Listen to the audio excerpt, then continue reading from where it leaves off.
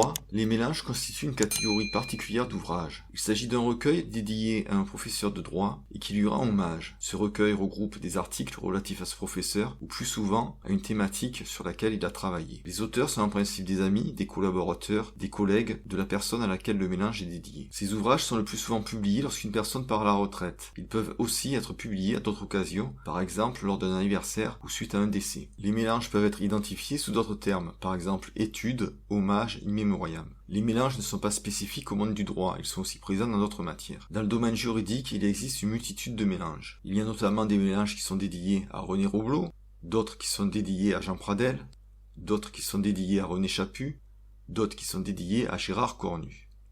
Les mélanges sont des ouvrages peu connus des étudiants en droit. Ils contiennent pourtant des contributions de grande qualité. À mon sens, les étudiants en droit ont intérêt à lire des mélanges qui concernent les professeurs qui les intéressent, ceci pour améliorer leur culture juridique.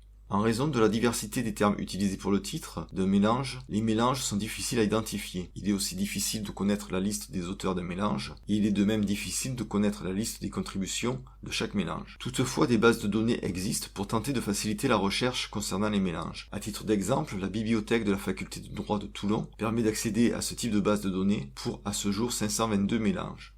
Le site précisément .org ainsi que le site JurisGuide contiennent des indications pour aider à faire des recherches concernant les mélanges, que ce soit avec des bases de données informatiques, avec des sommaires ou même avec un support papier.